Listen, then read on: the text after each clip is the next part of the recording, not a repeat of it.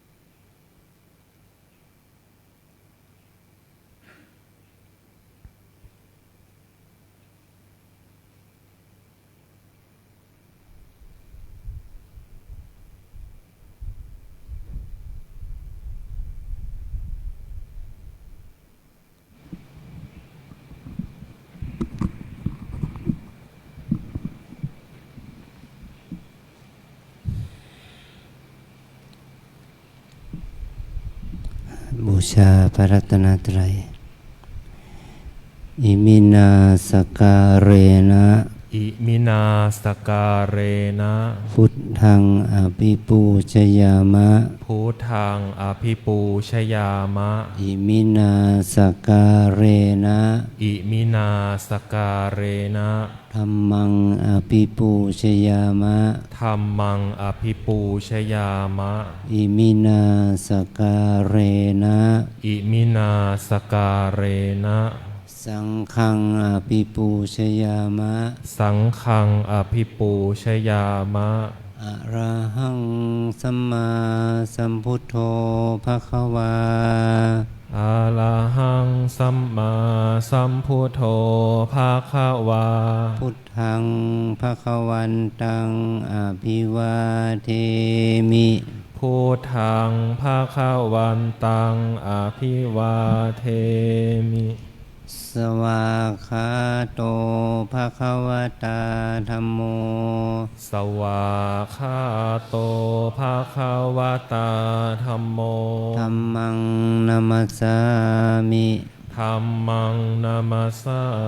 มิสุปฏิปันโนภควโตสาวกสังโฆสุปฏิปันโนภะคะวะโตสาวกสังโฆสังฆังนามามิสังฆังนะมามิหันธรรมยังพุทธัสสะภควโตปุพพภาคะนมการังกาโรมาเสนะโมตัสสะภะคะวะโตอะระหะโตสัมมาสัมพุทธัสสะนะโมตัสสะภะคะวะโตอะระหะโตสัมมาสัมพุทธัสสะนะโมตัสสะภะคะวะโตอะระหะโตสัมมาสัมพุทธัสสะอัญชลีวันทาอภิวาทอัญชลีวันทาอภิวาทอัญชลีวันทาอภิวาทอัญชลีวันทาอัญชลี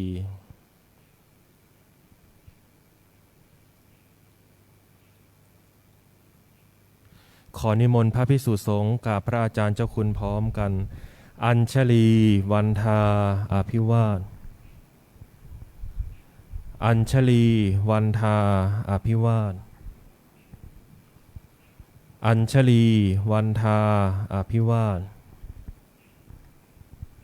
อัญชลีวันทาอัญชลี ขอนิมนต์สามเณรขอเชิญคณะแม่ชีโอคีน้อมกับท่านเจ้าคุณพระอาจารย์พร้อมกันค่ะ อัญชลีวันทาอาภิวาทอัญชลีวันทาอาภิวาทอัญชลีวันทา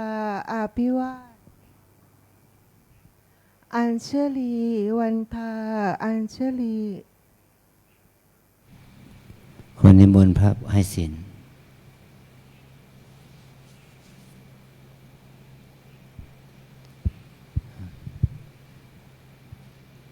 ไม่ต้องก้ม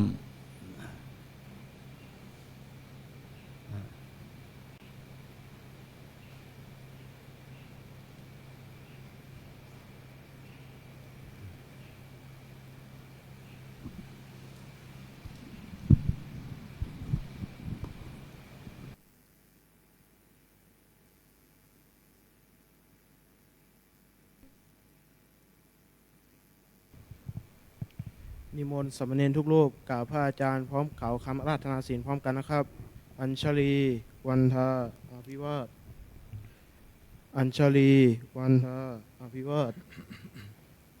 อัญชลีวันทาอาภิวาทอัญชลีวันทาอัญชลีมายังพันเตสรณาสีลังยาจามะทุติยัมปิมายังพันเตสรณาสีลังยาจามะตาติยัมปิมายังพันเตสรณาสีลังยาจามะ นะโมตัสสะภะคะวะโตอะระหะโตสัมมาสัมพุทธัสสะนะโมตัสสะภะคะวะโตอะระหะโตสัมมาสัมพุทธัสสะนะโมตัสสะภะคะวะโตอะระหะโตสัมมาสัมพุทธัสสะ นะโมตัสสะภะคะวะโตอะระหะโตสัมมาสัมพุทธัสสะนะโมตัสสะภะคะวะโตอะระหะโตสัมมาสัมพุทธัสสะนะโมตัสสะภะคะวะโตอะระหะโตสัมมาสัมพุทธัสสะ ยะมหังวัฏามิตังวะเทหิ อามะพันเต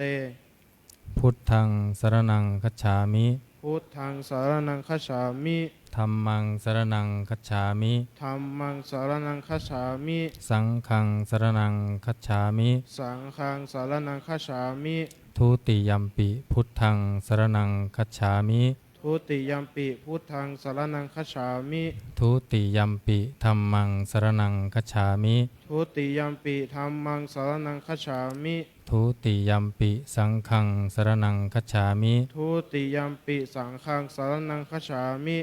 ตติยัมปิพุทธังสรณังคัจฉามิ ตติยัมปิพุทธังสารนังคัจฉามิ ตติยัมปิธัมมังสรณังคัจฉามิ ตติยัมปิธัมมังสารนังคัจฉามิ ตติยัมปิสังฆังสรณังคัจฉามิ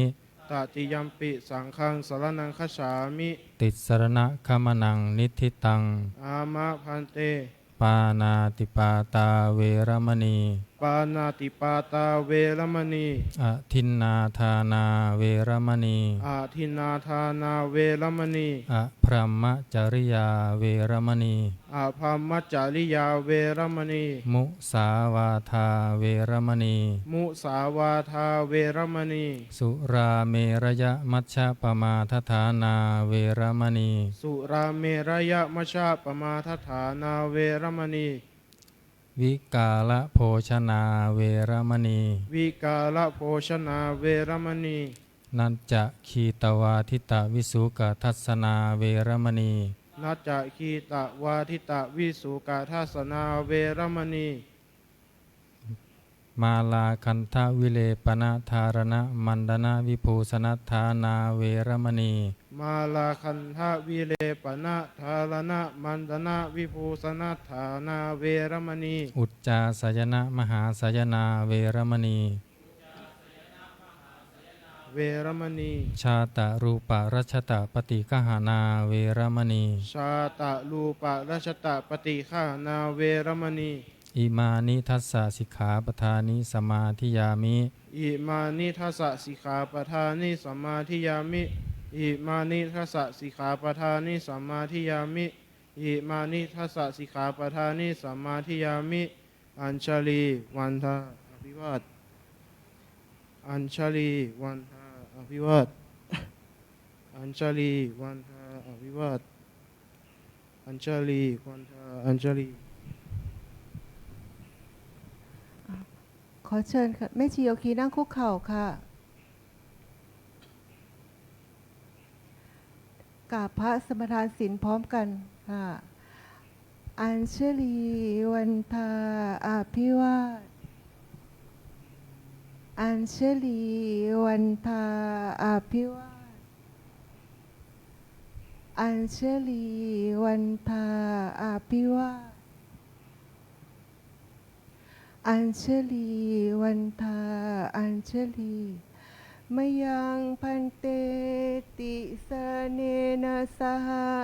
อัฏฐศิรานิยาจามะทุติยามปิมยังพันเตติสเนนะสหอัฏฐศิรานิยาจามะตติยามปิมยังพันเตติสเนนะสหอัฏฐศิรานิยาจามะ นะโม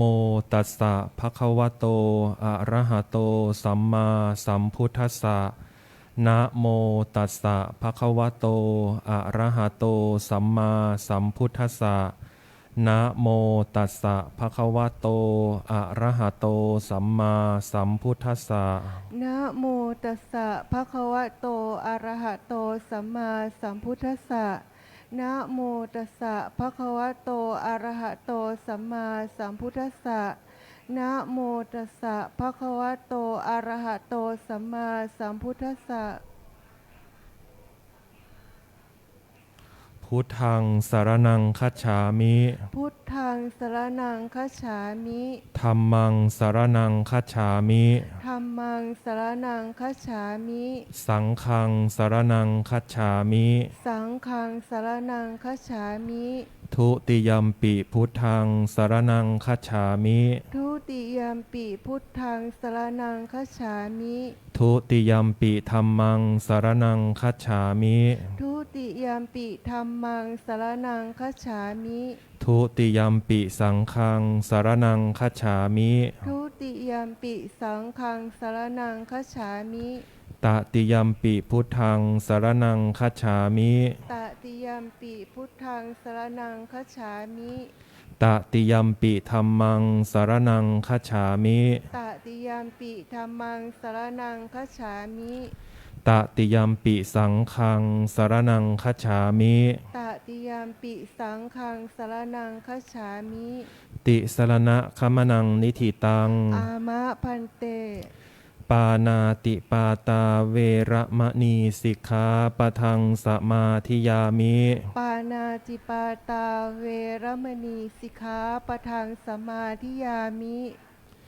อทินนาทานาเวระมะนีสิกขาปะทังสมาธิยามิ อาทินาทานาเวรมณีสิกขาปะทังสมาธิยามิ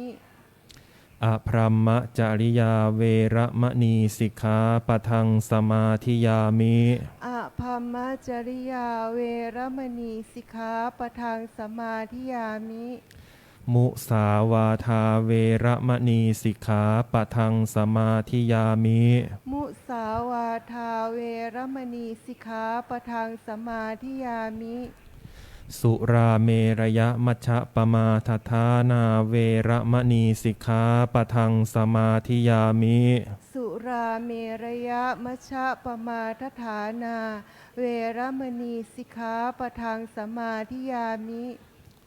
วิกาลโภชนาเวระมะนีสิกขาปะทังสมาธิยามิ วิการะโภชนาเวรมณีสิกขาปะทังสมาธิยามิ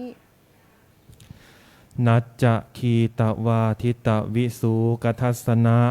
มาลาคันทะวิเลปนะธารณะมันดนะวิภูสนัทธานาเวระมะนีสิกขาปะทังสมาธิยามิ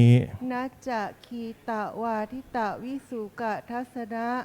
มาลาคันทะวิเลปนะธารณะมันธนะวิภูสนัฏฐานาเวรมณีสิกขาปะทังสมาธิยามิ อุจจาสยนะมหาสยนาเวระมณีสิกขาปะทังสมาธิยามิ อุจจาสยนะมหาสยนาเวรมณีสิกขาปะทังสมาธิยามิ อิมานิอัฏฐสิกขาปทานิสมาธิยามิ อิมานิอัฏฐสิกขาปทานิสมาธิยามิ อิมานิอัฏฐสิกขาปทานิสมาธิยามิ อิมานิอัฏฐสิกขาปทานิสมาธิยามิ อิมานิอัฏฐสิกขาปทานิสีเลนะสุขติงยันติสีเลนะโภคสัมปทาสีเลนะนิพพุติงยันติตัสสมาสีลังวิโสทะเย สาธุ สาธุ สาธุ อัญชลี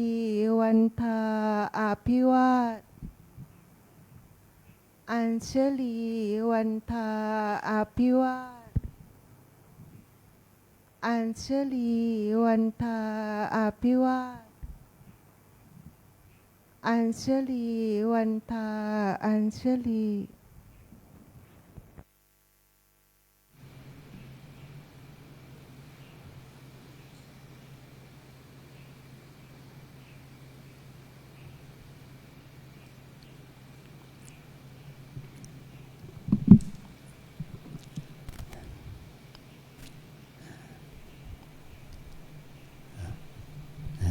ค่ำคืนนี้พวกเราลูกสามเณรและแม่ชีโยคีได้มาทานศีลของตน มารับศีลรับไตรสรณคมว่าเรายังมีความศรัทธาในพระศาสดาในพระธรรมในพระสงฆ์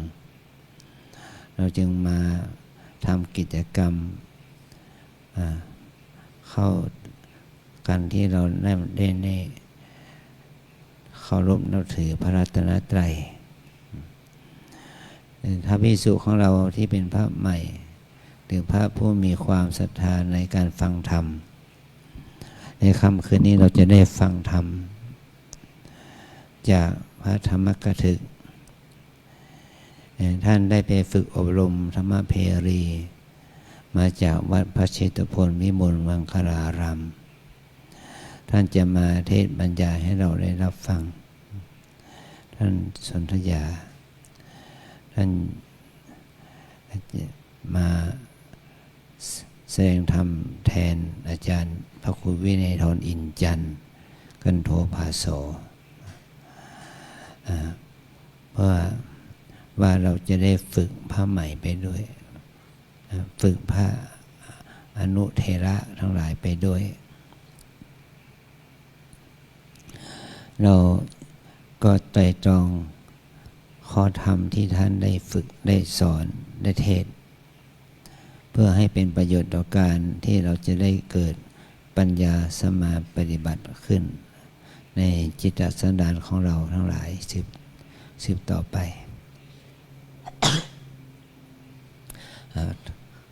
วันนี้ก็ขอนิมนต์องค์แสง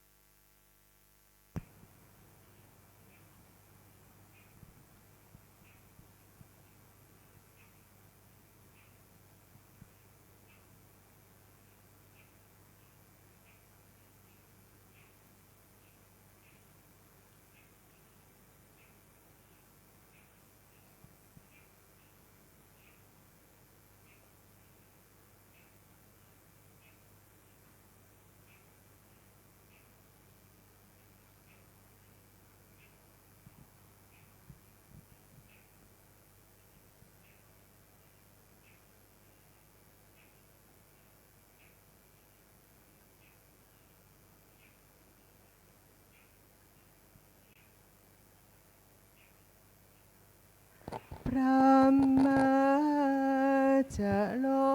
กาทิปติสามปติกัดอัญชลีอันทิวลังอายาจะทาสันติทัสสันตาปาราชาคชาติกาเทเสตุธรรมังอนุกรรมปิมังประชังเท้าสามบดีพรหมเป็นบรมในพรหมมาทรงฤทธิ์ที่ศักดากว่าบริษัททุกหมู่พรหมน้อมหัดนมัสการประดิษฐานหน้าที่สมควรแล้วจึงบังคมชุลีบาทพระศาสดาขอพรอันประเสริฐโอละเลิศมโหฬารปวงสัตว์ในโลกากิเลสน้อยก็ยังมีขอองค์พระจอมปานสุธรรมาสอันลูจีโปรดปวงประชานิท่านจงโปรดแสดงธรรมนิมนต์ท่านเจ้าขาผู้ปีชาอันเลิศล้ำโปรดแสดงพระสัทธรรมเทศนาประวัติเพื่อให้สำเร็จผลแด่ปวงชนบรรดานี้ศพสุขเกษมศรีสมดังเจตนาเถิดอาราธนังกะโลมะ อิธานิตัสสะภะคะวะโตอะระหะโตสัมมาสัมพุทธัสสะปรินิพพานโตปัฏฐายะอัฏฐสัตตยุตระปัญจสัตถาธิกานิทเวสังวัชระสหัสสานิอติกันตานิปัจจุปันนกาลวเสนะเชษฐมาสัสสะจตุวีสติมังทินังวารวเสนะปะนะภูมวารโรโหติเอวังตัสสะภะคะวะโตปรินิพพานาศาสนายุกาลคณะนาสัลลเคตภาติสุภมัสสดุพระพุทธศาสนายุกาลนับจำเดิมแต่วันเสด็จดับขันธปรินิพพานแห่งพระองค์สมเด็จพระผู้มีพระภาคอรหันตสัมมาสัมพุทธเจ้าพระองค์นั้นบัดนี้ล่วงแล้วได้ 2,568 พระวษาเป็นปัจจุบันสมัยมิถุนายนมาสุรทินที่ 24วันนี้วันอังคารเป็นปัจจุบันวาน พระพุทธศาสนายุการนับจำเดิมแต่วันเสด็จดับขันธปรินิพพาน แห่งพระองค์สมเด็จพระผู้มีพระภาคเจ้าพระองค์นั้น มีนัยยะอันพุทธศาสนิกเมธีชนผู้เป็นพุทธบริษัท จะพึงมีปรากฏนับด้วยประกาศนี้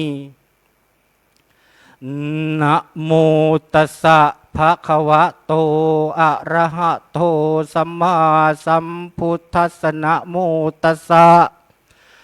ภะคะวะโตอะระหะโตสัมมาสัมพุทธัสสะนะโมตัสสะภะคะวะโตอะระหะโตสัมมาสัมพุทธัสสะทหราจะมหันตาจะเยภาลาเยจะปันดิตาสัพเพมัจจุวสังยันติสัพเพมัจจุปรายนาติณบัดนี้อาตมาภาพจักรับประทานแสดงพระธรรมเทศนา ในมรณสติกถาพันลนาว่าด้วยเรื่องของการระลึกถึงความตาย เพื่อเป็นเครื่องประคับประคองฉลองศรัทธา ประดับปัญญาบารมีเพิ่มพูนกุศลบุญญาราศีให้แก่ท่านพุทธศาสนิกเมธีชนผู้เป็นพุทธบริษัททั้งหลายที่ได้มารวมตัวประชุมกันที่อุโบสถวัดร่ำเปิงตะโปธารามเนื่องในวันโกนวันนี้พอสมควรแก่เวลาสืบไปก็ขอนิมนต์เจริญพรท่านทั้งหลายได้เอามือลงนั่งตามสบายนะไม่ต้องเก่งถ้าเก่งเนี่ยอาตมาเก่งไปใหญ่เลยก็ขอกล่าวเท้าความที่อาตมาภาพได้ขึ้นมาเทศในวันนี้ก็เรื่องที่ได้เจ้าคุณพระอาจารย์ท่านได้กล่าวไปข้างต้นแล้วว่าเมื่อเดือนที่แล้วทางสำนักวัดยานนาวาโดยมีจัดโครงการเทศฝึกนักเทศธรรมเพทีรุ่นที่1โดยมีเป็นโครงการของเจ้าประคุณสมเด็จพระมหาธีราจารย์เจ้าคณะใหญ่หนเหนือของเราเป็นผู้อุปถัมภ์โครงการทางพระเดชพระคุณเจ้าคุณพระอาจารย์เจ้าว่าท่านก็เลยเมตตาได้ส่งพระลูกวัดไปจำนวน4 รูปเพื่อไปฝึกฝนคัดเลือกเข้าเป็นพระนักเทศนะแต่เป็นนักเทศฝึกหัดก่อนนะโยมเนาะยังไม่ได้เป็นนักเทศที่ธรรมะทองนะรุ่นที่1นะชื่อก็บอกว่ารุ่นที่1เพราะฉะนั้นแล้วในการเทศวันนี้ด้วยปัญญาอันน้อยนิดของอาตมาภาพก็จะแสดงพระธรรมเทศนาในครั้งนี้ให้เต็มที่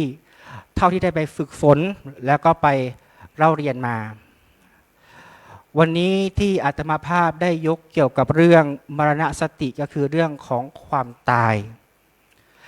หลายคนอาจจะพูดถึงความตายแล้วตกใจเนาะมันจะดูเป็นสิ่งที่น่ากลัวแต่เรื่องความตายเนี่ยมันเป็นปรมัตถธรรมความจริงของทุกชีวิตที่เกิดมาบนโลกใบนี้ที่อุบัติขึ้นมาบนโลกใบนี้ไม่ว่าจะเป็นคนเป็นสัตว์นะทุกชีวิตแล้วก็ต้องร้วนมุ่งหน้าไปสู่ถึงความตายดังที่อาตมาภาพได้ยกพระบาลีเป็นนิเคปบทเบื้องต้นไว้ว่าทหราจะมหันตาจะเยภาราเยจะบันดิตาสัพเพมัจจุวสังยันติสัพเพมัจจุปรายนาซึ่งแปลเป็นภาษาไทยตามความหมายได้ว่าทั้งเด็กทั้งผู้ใหญ่ทั้งคนเขาคนฉลาด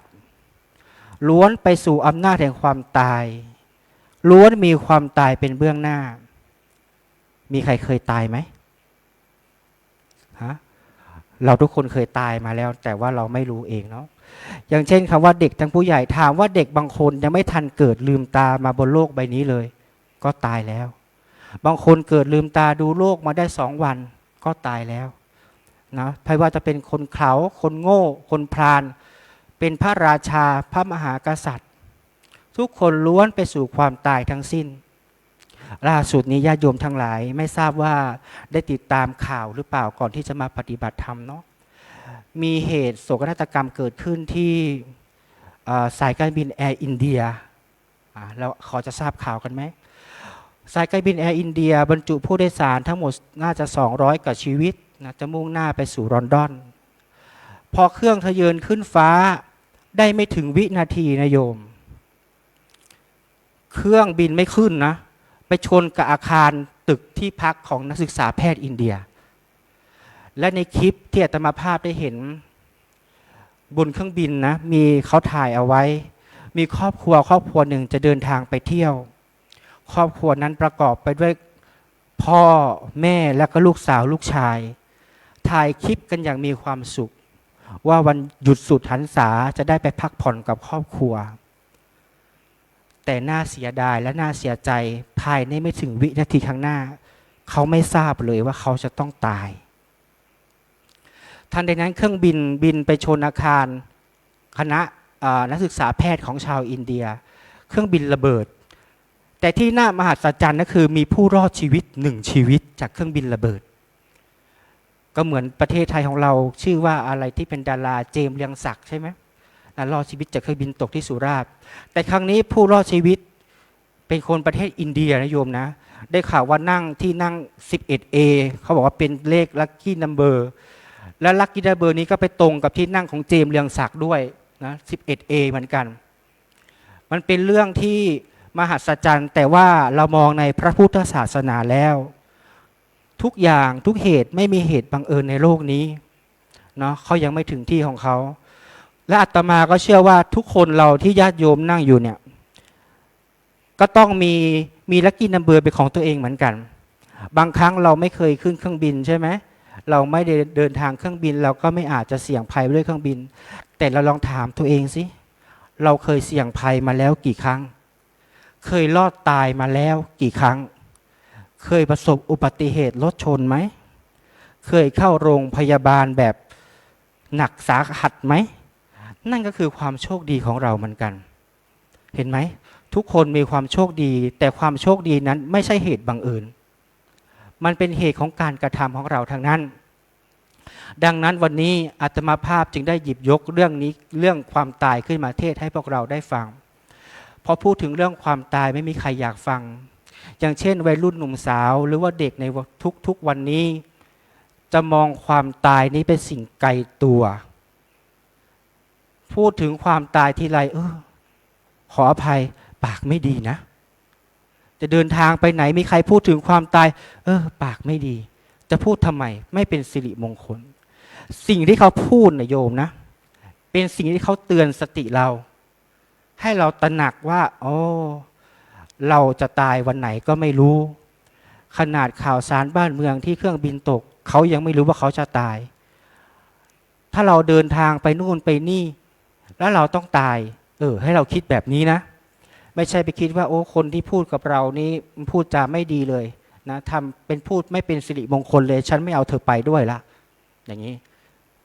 ให้เราย้อนกลับมาให้เรารู้ว่าทุกคนทุกชีวิตแล้วล้วนมีความตายเป็นที่สุดล้วนมีความตายเป็นของตัวเองแต่บางครั้งนะโยมนะท่านมัจจุราชท่านมาเนี่ยท่านไม่บอกกล่าวเราล่วงหน้าเลย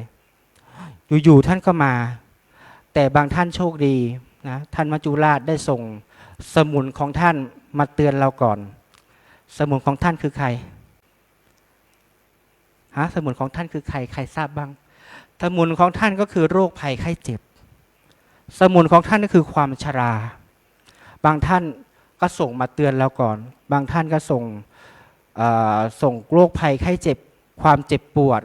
นะบางคนก็ถึงกับสาหัสสากันมาเตือนแล้วว่าเราใกล้แล้วเราใกล้จะเป็นความจริงแล้วจุดหมายปลายทางชีวิตเราจะถึงแล้วคนเราก็แปลกนะโยมเนาะเขาว่าภาษาบาลีว่าไม่เห็นโลงศพไม่หลั่งน้ำตาจนวาระสุดท้ายเนี่ยที่เรานอนอยู่โรงพยาบาลเนี่ยโยมบางครั้งอาตมาเคยเห็นเนาะชีวิตมันทั้งสั้นเหลือเกินรู้อย่างนี้รู้อย่างนี้ถ้าใครคำว่ารู้อย่างนี้แล้วแสดงว่ามันยังไงมันสายไปเสียละพ ราะคำว่ารู้อย่างนี้มันผ่านมาแล้ว และมันไม่สามารถแก้ไขได้ รู้อย่างนี้ฉันทำบุญ รู้อย่างนี้ฉันทำทาน รู้อย่างนี้ฉันวิปัสสนากรรมฐานปฏิบัติธรรม เพื่อเตรียมตัวเตรียมใจเอาธรรมะขององค์พระศาสดาสัมมาสัมพุทธเจ้าเอามาประคองจิตมาประคองใจ ในวันนี้ฉันก็สายไปเสียแล้ว ไม่เคยสร้างเสบียงบุญเสบียงธรรมไว้เลยแล้วถ้าฉันตายไปจริงๆแล้วสิ่งใดจะติดตัวฉันไปเนาะเมื่อก่อนตอนเป็นโยมไขว่คว้าหาสิ่งที่ไม่มีไขว่คว้าหาสิ่งที่อยากได้มีความโลภความโกรธนะอยู่ในจิตในใจ เมื่อจิตสุดท้ายเราจะต้องไปสิ่งพวกนี้แหละมันจะผุดขึ้นมาในจิตในใจของเราแต่อาตมาเชื่อไม่ใช่พวกเราหรอกเพราะพวกเราเป็นผู้ใฝ่ในการรักศีลนะปฏิบัติธรรมมาวัดร่ำเปิงตะโปธารามก็เพื่อมาปฏิบัติธรรมมาเจริญสติวิปัสสนากรรมฐาน เพื่อเตรียมตัวเตรียมใจนะที่จะเอาบุญนี้ไปใช้ในภพภูมิข้างหน้านะปัจจุบันนี้อาจจะไม่ได้ใช้นะโยมนะแต่ว่าได้ไปแล้วคือได้ใช้ การเตรียมตัวก่อนตายนี้สำคัญอย่างไรถามว่าหลวงพี่ทั้งหลายโยคีหรือว่าสามเณรกลัวความตายไหมทุกคนกลัวความตายไหมถ้าใครไม่กลัวถ้าเจ็บป่วยไม่ต้องไปโรงพยาบาลนะโยมนะไม่ต้องไปโรงพยาบาลถ้าใครไม่กลัวนะทุกคนกลัวความตายถ้าย้อนกลับมาถามอาตมาก็กลัวความตายเช่นเดียวกับโยมอันที่กลัวความตายนี่ก็หมายความว่าเราไม่รู้ว่าจะตายเมื่อไหร่เราไม่รู้ว่าเราจะตายอย่างไรและเราไม่รู้ว่าเราจะตายด้วยวิธีใดอย่างเช่นมีในคาถาธรรมบทโลกวรรคที่13ในพระไตรปิฎกได้กล่าวเรื่องของนางกุมาริกาธิดาของนายช่างหูนะอาตมาภาพก็จะขอเล่าเป็นย่อๆยกตัวอย่างให้ท่านทั้งหลายได้ฟังธิดาของนายช่างหูเนี่ยอายุเพียงแค่16 ปีแต่นางนั้นปฏิบัติตามคำสั่งคำสอนขององค์พระศาสดาสัมมาสัมพุทธเจ้าอย่างเคร่งครัดวันหนึ่งพระศาสดาท่านได้เดินทางไปเมืองอารวีด้วยภิกษุติดตามจำนวน500 รูปล้วนเป็นพระอรหันต์ได้เดินทางไปเมืองอารวีเพื่อไปเทศโปรดญาติโยมที่เมืองนั้นและนางกุมาริกาก็มีโอกาสได้เข้าเฝ้าองค์พระศาสดาสัมมาสัมพุทธเจ้าวันนั้นพระศาสดาท่านได้เทศเกี่ยวกับเรื่องมรณสตินางกุมาริกาได้ฟังแล้วก็รู้สึกโอ้ธรรมของพระศาสดานี้น่ามหัศจรรย์เหลือเกินดังนั้นนางก็ทรงปฏิบัติตามหลักที่พระองค์พระศาสดาได้สอนอย่างเคร่งครัดด้วยการเจริญมรณสตินางปฏิบัติต่อเนื่องเป็นเวลาทั้งหมด3 ปีทั้งกลางวันและกลางคืนอย่างเคร่งครัดนางรู้ตัวอยู่ตลอดเวลาลึกถึงความตายอยู่ตลอดเวลาตามคำสอนของพระศาสดาและ3 ปีผ่านไป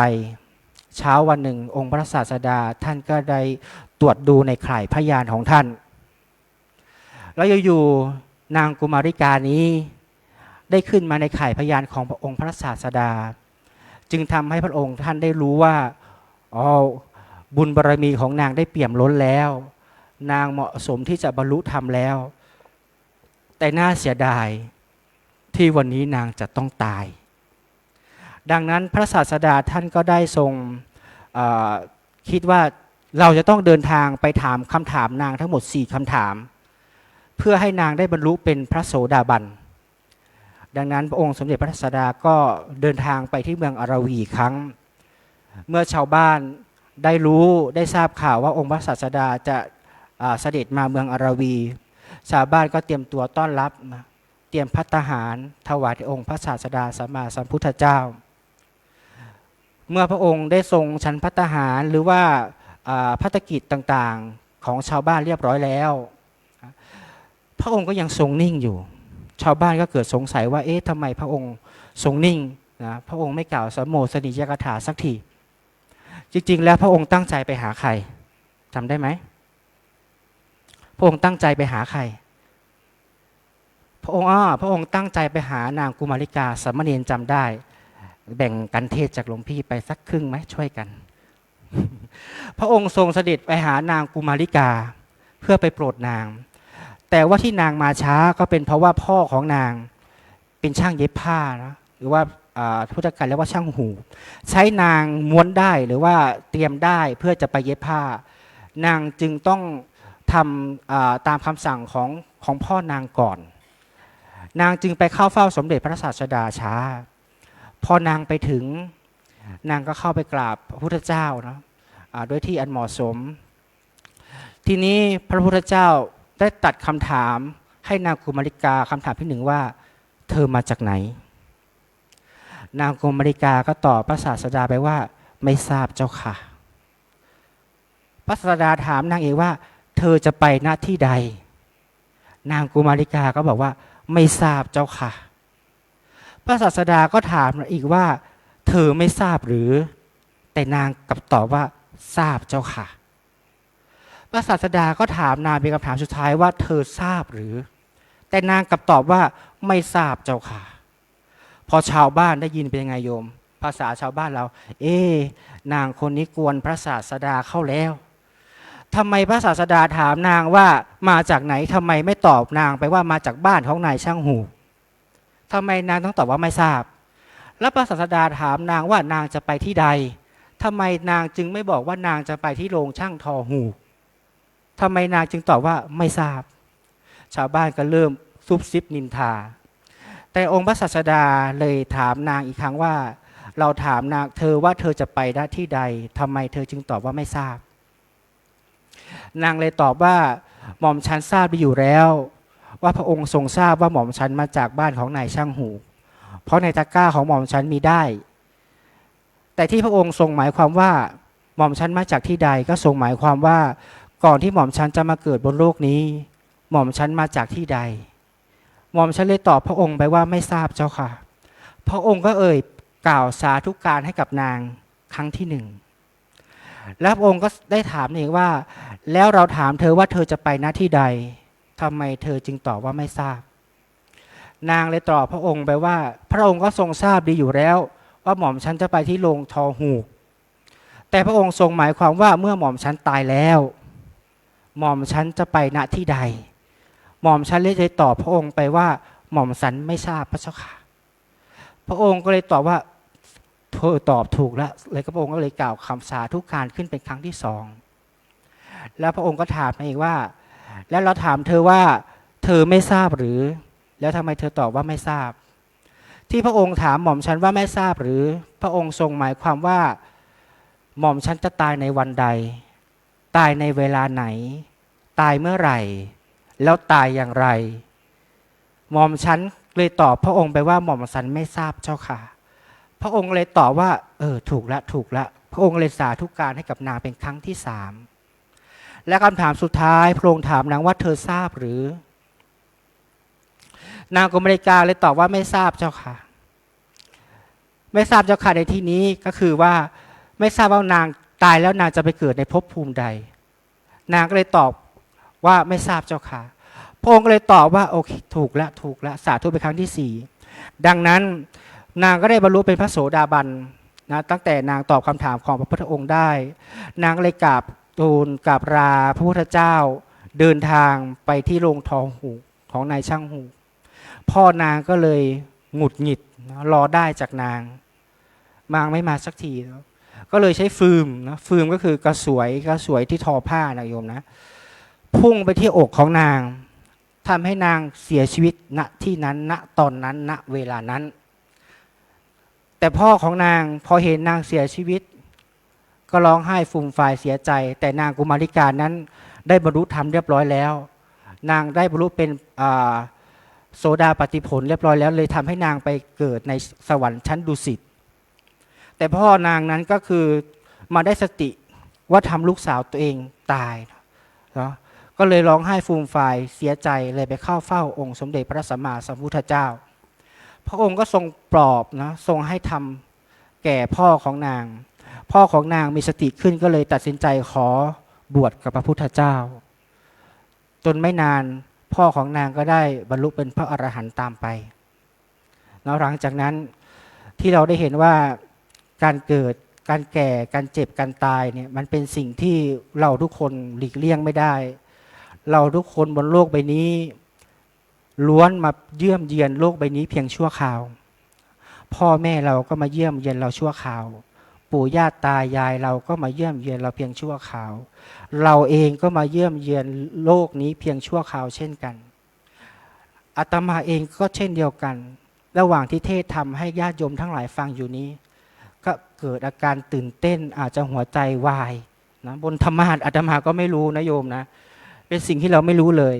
ว่าเราจะตายเมื่อไหร่เนาะจะตายเวลาใดแต่สิ่งที่สำคัญนั้น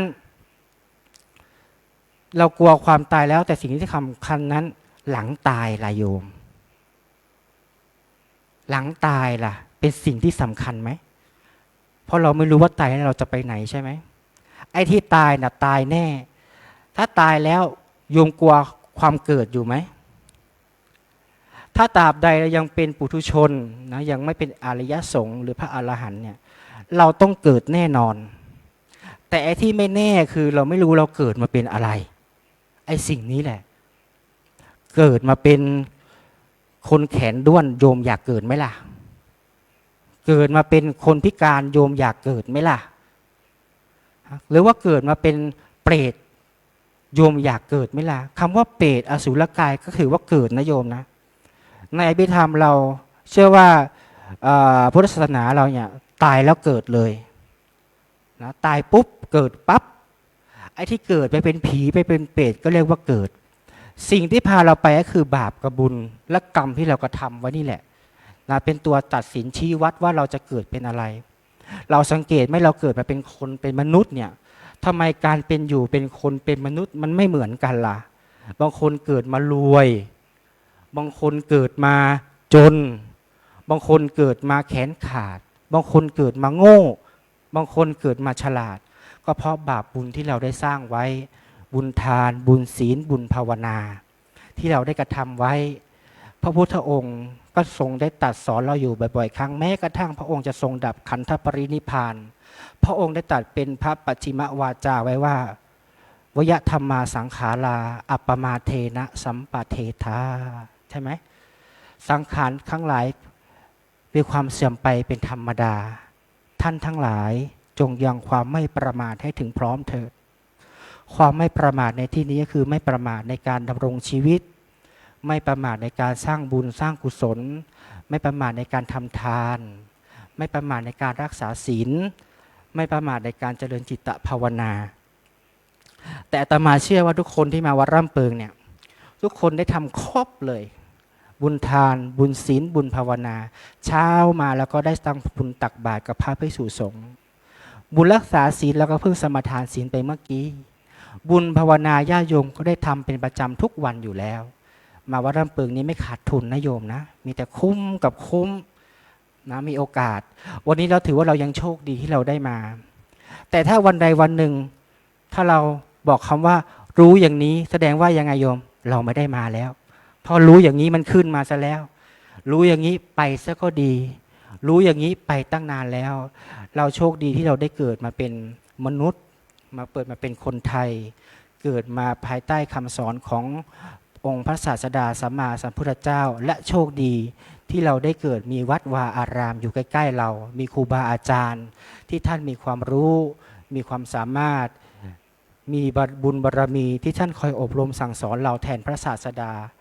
ที่ท่านไปพิจารณาคำสอนของพระศาสดาไว้ดีแล้วและท่านก็ได้มาอบรมชี้แนะต่อให้เราอย่างเช่นพระเดชพระคุณเจ้าคุณพระอาจารย์พระภาวนาธรรมพิรัตน์หลวงพ่อเจ้าอาวาสของเราที่ท่านได้ตระหนักได้ความใส่ใจกับผู้ปฏิบัติธรรมของวัดร่ำเปิงมากนะบางครั้งท่านเดินทางไปศาสนกิจไปกิจนิมนต์บางครั้งเจ้าคุณอาจารย์ท่านก็เหนื่อยนะจะพักผ่อนแต่สังเกตไม่โยมวันโกนวันพระท่านไม่เคยขาดนะท่านไม่เคยขาดท่านใส่ใจกับผู้ปฏิบัติธรรมดังนั้นเราได้เห็นแล้วว่าเจ้าคุณอาจารย์หรือว่าพระวิปัสสนาจารย์หลายๆท่านที่ท่านใส่ใจเราเนาะก็ขอให้เราได้ตั้งใจปฏิบัติธรรมให้น้อมระลึกคำสอนที่ท่านได้สั่งได้สอนบางครั้งความขี้เกียจ นะหรือว่าความมันไม่ได้ดังใจมันเกิดขึ้นในจิตในใจเรามันมีทุกอย่างนะโยมก็คิดซะว่าเรามาฝึกสิ่งที่เราไม่เคยมาฝึกที่เราไม่ได้ทำอย่างเช่นพระใหม่เหมือนกันบางรูปบางท่านไม่เคยปฏิบัติธรรมมาก่อนบางรูปบางท่านไม่เคยรู้จักวิปัสสนากรรมฐานแต่ท่านมาบวชด้วยเหตุผลต่างๆนานาบางคนก็มาบวชด้วยเบญจเพศเนาะบางคนก็มาบวชเพราะสอบติดข้าราชการบางคนก็มาบวชด้วยต่างๆนานาแต่เรามาบวชแล้วนะกิจของนักบวชเราก็ต้องพึงทำเนาะมาฝึกในการตื่นเช้ามาฝึกในสิ่งที่ไม่เคยทำมาฝึกให้ถูกบังคับต้องนั่งสมาธิ1 ชั่วโมงดูสิ่งที่เราฝึกพวกนี้ตอนนี้มันอาจจะยังไม่เห็นผลแต่พอเราได้ศึกหรือว่าราศีขาไปแล้วนะสิ่งพวกนี้แหละเราจะไปเตือนใจเราในวันที่เราเกิดปัญหาเราจะมีวิธีการกำหนดจิตใจอย่างไรไม่ให้เราเกิดโทสะไม่ให้เกิดโมหะไม่ให้เกิดโลภะเรามีสติยังไงในการระลึกเราก็จะนึกถึงคำสอนของครูบาอาจารย์ที่เราได้มาปฏิบัติธรรมในวันนี้ดังนั้นที่อาตมาได้เทศมาวันนี้ก็คือเรื่องของความตายแล้วก็ขอให้เราทุกคนท่านทั้งหลายจงตระหนักไว้เสมอว่าชีวิตของเรานี้น้อยนิดนะมีอะไรก็รีบทำใครเคยโกรธใครก็ให้อภัยกันเสียใครเคยอยากได้ทะเยอทะยานด้วยความลำบากแล้วลองมาคิดดูว่าถ้าเราไม่มีสิ่งนั้นเราอยู่ได้ไหมถ้าเราอยู่ได้เราก็ปล่อยวางเสียนะให้รีบทำก่อนที่เวลาและมัจจุราชจะเอาเราไปเพราะว่ามัจจุราชนี้ท่านไม่เลือกว่าเด็กทั้งผู้ใหญ่ดังที่อาตมาได้ยกเป็นนิเคปบทเบื้องต้นไว้ว่าทหราจะมหันตาจะเยพาลาเยจะบัณฑิตาสัพเพมัจจุวสังยันติสัพเพมัจจุปรายนาที่แปลความหมายว่าทั้งเด็กทั้งผู้ใหญ่ทั้งคนเขลาคนฉลาดล้วนไปสู่อำนาจแห่งความตายล้วนมีความตายเป็นเบื้องหน้าดังได้ที่พรรณนาแสดงนามาเทศนาปริโยสาเนในที่สุดอวสานแห่งการแสดงพระธรรมเทศนารัตนัตยานุภาเวนะรัตนัตยเตชะสาด้วยอำนาจของคุณพระศรีรัตนตรัยอันประกอบไปด้วยคุณพระพุทธคุณพระธรรมและคุณพระสงฆ์ตลอดจนถึงสิ่งศักดิ์สิทธิ์ในสากลพิภพนี้รวมไปถึงบารมีธรรมของครูบาอาจารย์อันมีบารมีธรรมขององค์หลวงปู่พระเดชพระคุณพระพรหมมงคลหลวงปู่ทองสิริมังคโลบารมีธรรมของพระเดชพระคุณพระภาวนาธรรมภิรัตน์เจ้าวาดวัดร่ำปึงตะปูธารามที่ท่านนั้นได้สะสมบ่มมาดีแล้วจงมาหล่อล้อมรวมกันเป็นตบะเดชะเป็นภรวะปัจจัยขอให้ท่านทั้งหลายจงเจริญด้วยจตุรพิธพรชัยทั้ง4ประการอันประกอบไปด้วยอายุวันนะสุขะภระปฏิภาณธนสารสมบัติคิดสิ่งหนึ่งประการใดก็ขอให้ท่านสมหวังปรารถนาครั้งคราใดที่ท่านได้มีโอกาสมาปฏิบัติธรรมเจริญวิปัสสนากรรมฐานก็ขอให้ท่านทั้งหลายจงได้เห็นซึ่งดวงตาเห็นธรรมตามหลักคำสอนขององค์สมเด็จพระสัมมาสัมพุทธเจ้าจงบังเกิดแก่ท่านทั้งหลายรับประทานแสดงพระธรรมเทศนาในมรณสติกถาก็ขอสมมุติยุติลงคงไว้แต่เพียงเท่านี้เอวังก็มีด้วยปากการะชะนี้หันธมยังสาธุกรังกโรมาเซสาธุสาธุสาธุอหังพุทธังจะธัมมังจะสังฆังจะสรณังคตาอุปาสิกตังเทเสสิงภิกขุสังฆสามมุขาเอตังเมสรณังเขมังเอตังสรณมุตตมังเอตังสรณมาคามะสัพพะทุกขาภมุญเจเลยะถากรังกะเรยหังสัมมาสัมพุทธศาสนังทุกขะนิสรณเสวะภาคีนิสังอนาคเตกายเยนะวาจายะวะเจตสาวา พุทเทกุกมังปะกตังเมยายังพุทโธปฏิคันทัตุอัจจยันตังกาลันตะเลสังเวตุงวพุทเทกาบค่ะกายเยนะวาจายะวะเจตสาวาธัมเมกุกมังปะกตังเมยายังธัมโมปฏิคันทัตุอัจจยันตังกาลันตะเลสังเวตุงวธัมเมกาบค่ะกายเยนะวาจายะวะเจตสาวาสังเคกุกมังปะกตังเมยายังสังโฆปฏิคันทัตุอัจจยันตังกาลันตะเลสังเวตุงวสังเคกาบค่ะ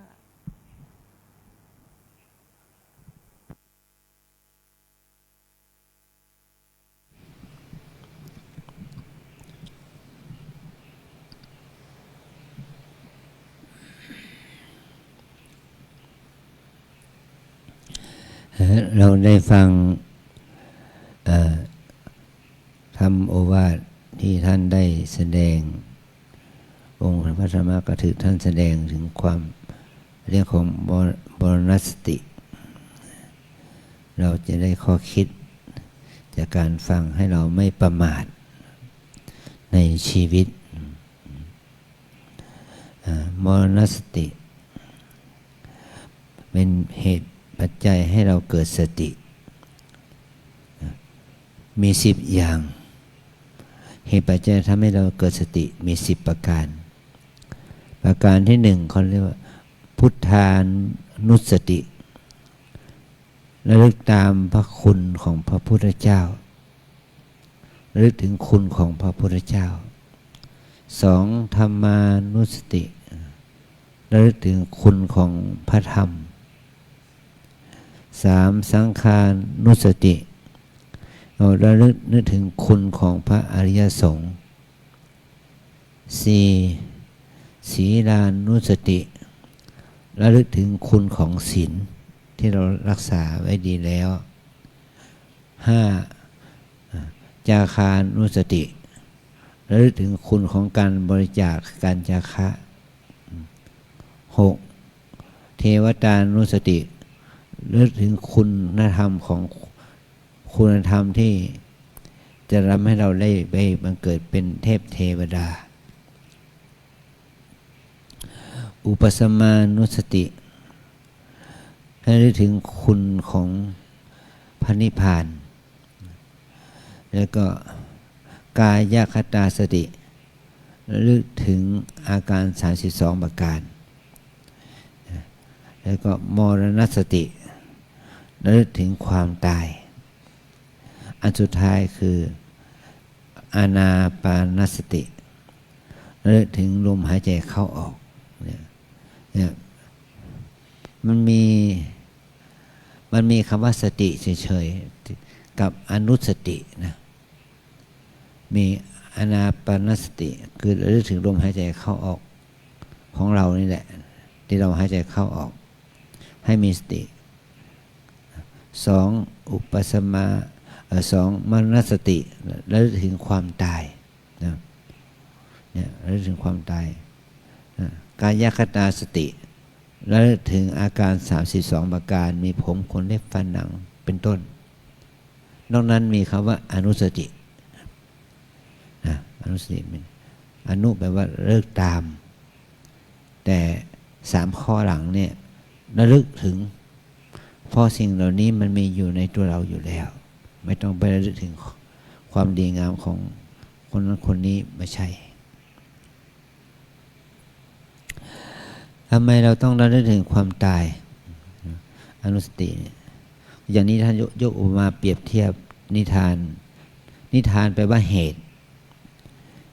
แห่งความตายของคนเรามีหลายประการแต่ครูบาอาจารย์พระอัฏฐกถาท่านก็ได้ประมวลไว้ว่ามีเหตุของความตายโดยย่อมีอยู่4อย่าง1ตายด้วยความหมดอายุ2ตายด้วยความหมดกรรม3ตายด้วยภาวะที่หมดทั้งอายุทั้งกรรม4ตายเพราะอุบัติเหตุอย่างท่านยกตัวอย่างเรื่อง ของคนชาวอินเดียชาวอังกฤษชาวแคนาดาอย่างนี้เป็นต้นนะที่ตายโดยอุบัติเหตุเครื่องบินตกนั่นแหละนี่เรียกว่าตายด้วยอุบัติเหตุทางกรรมเป็นอุบัติเหตุรวมทั้งชาวบ้านนักศึกษาแพทย์ที่ถึงแก่ความตายไปกับเครื่องบินตกไปด้วย ก็เป็นตายด้วยอุบัติเหตุทางกรรมว่ากรรมคนเรานั้นมีเหตุแห่งความตาย4อย่างนี้ตายเพราะหมดอายุ2ตายเพราะหมดกรรม3ตายเพราะหมดทั้งอายุทั้งกรรมและ4ตายเพราะอุบัติเหตุกรรมมาตัดรอนนะเนี่ยมีเหตุปัจจัยอยู่4อย่างนี้แต่ถ้าเราย่อลงไปอีกทั้ง9ถึง2อย่างคนเราตายเพราะเหมาะกับการเป็นกาละมรณะตายเพราะถูกการหมดอายุหมดกรรมอย่างนี้นะตายที่ยังไม่ใช่มันไม่หมดกรรมแต่มันเป็นตายเพราะอุบัติเหตุเราเรียกว่าอากาละมรณะตายเพราะไม่เหมาะกับการเหมือนกับว่าเหมือนกับว่าคนบางคนก็ตายในครรภ์แม่ตายทั้งกลม2ตายเพราะเกิดขึ้นมาก็ตายยังไม่ทันหายใจอะไรอย่างนั้นตายไปแล้ว3ตายเพราะเมื่อเป็นเด็กอายุ1วัน2วัน3วัน5วัน7วันอย่างนี้ก็ตายแล้วแต่บางคนก็เมื่อตายนี่มันไม่ต้องหมดอากรรมเหมือนว่าแม้ว่าตนเองจะอายุ80-90ก็ถึงแก่ความตายนี่ตายเพราะหมดทั้งอายุทั้งกรรมคนเรานี่โดยธาตุขันธ์ของคนเรานี่จะมีอายุเท่ากับ75ปีเป็นอายุไขแต่บางคนก็อายุ80-90ยังไม่ตายมันไม่หมดอายุไขเพราะว่ามีกรรมมีบุญกรรมบุญรักษายกตัวอย่างว่าท่านเจ้าพระคุณสมเด็จพระสังฆราชพระองค์มีพระชนมายุถึง97พรรษาวันที่26ก็ครบพระชนมายุของพระองค์ก็เราทั้งหลายนึกถึงพระคุณของพระประมุขสงฆ์คือสมเด็จพระสังฆราชเป็นประมุขของพระสงฆ์ทั้งประเทศทั้งในประเทศต่างประเทศเราจะได้มีการสวดมนต์ถวายเป็นพระกุศลแด่พระองค์ท่านเพราะว่าหาพระมหาเถระที่มีอายุยั่งยืนได้ถึงขนาดนี้ได้ยากโดยเฉพาะบุคคลที่เป็นสมเด็จพระราชาคณะสมเด็จพระสังฆราชท่านมีอายุยั่งยืนอย่างนี้ก็เป็นมิ่งขวัญแก่พุทธศาสนิกชนแก่พระสงฆ์องค์เนรเรานะเนี่ยนี่ขอให้เราทั้งหลายได้รู้ถึงคุณค่าของความที่เราได้เกิดมาเป็นมนุษย์เนี่ยความไม่แน่นอนของชีวิตของเรานั้นได้แสดงพระพุทธเจ้าได้แสดงไว้ถึงกว่า5อย่างว่าความไม่แน่นอนด้วยอายุขยะไม่แน่นอนว่าเราเหมือนกับความตายจะมาถึงเราเมื่อไหร่ด้วยอายุเนี่ย2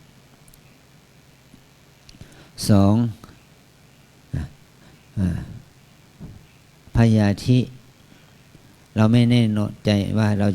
จะตายด้วยโรคภัยไข้เจ็บอะไรชีวิตตังพยาธิการเวลาเช้าสายบ่ายค่ำกลางวันกลางคืนเรารู้ไม่ได้ว่าเราจะตายในเวลาไหนการเวลาอันที่4เทหะนิเคปนังสถานที่ทอดทิ้งร่างกายเราไม่รู้อยู่ที่ไหนบางคนมีคฤหาสน์หลังใหญ่แต่ต้องไปตายข้างถนนก็มีเคหสถานมั่นเรืองใหญ่โตมีทินมีทรัพย์มีเงินมีทองมากมาย แต่ต้องไปตายอย่างคนอนาถา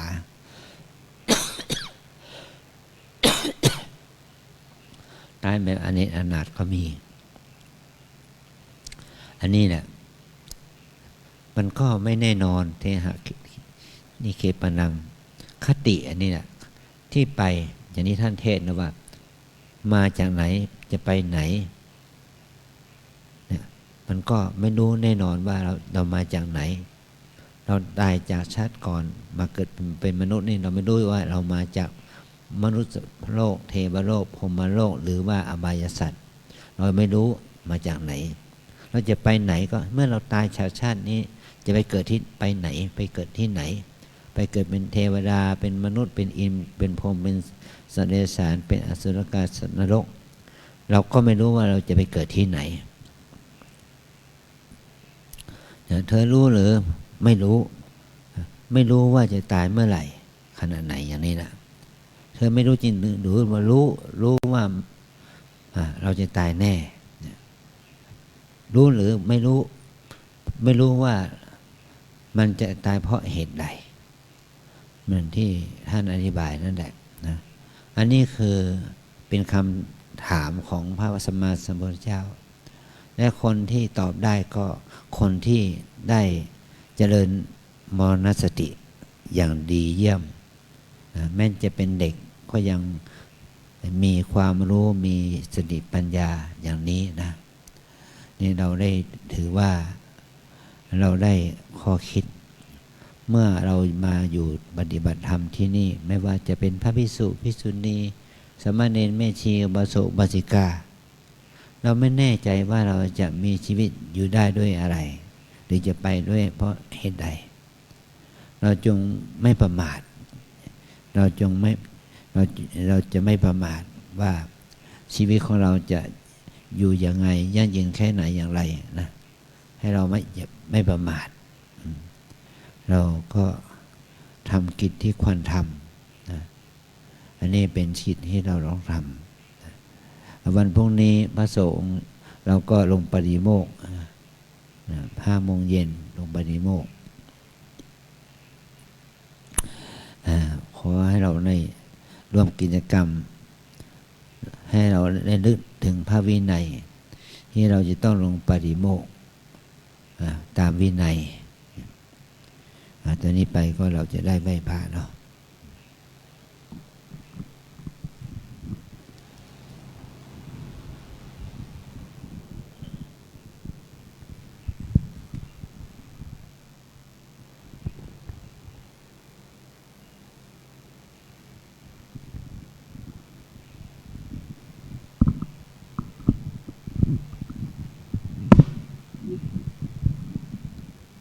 อะระหังสัมมาสัมพุทโธภะคะวาพุทธังภะคะวันตังอภิวาเทมิสวากขาโตภะคะวะตาธัมโมธัมมังนามัสสามิสุปฏิปันโนภะคะวะโตสาวกสังโฆสังฆังนะมามิ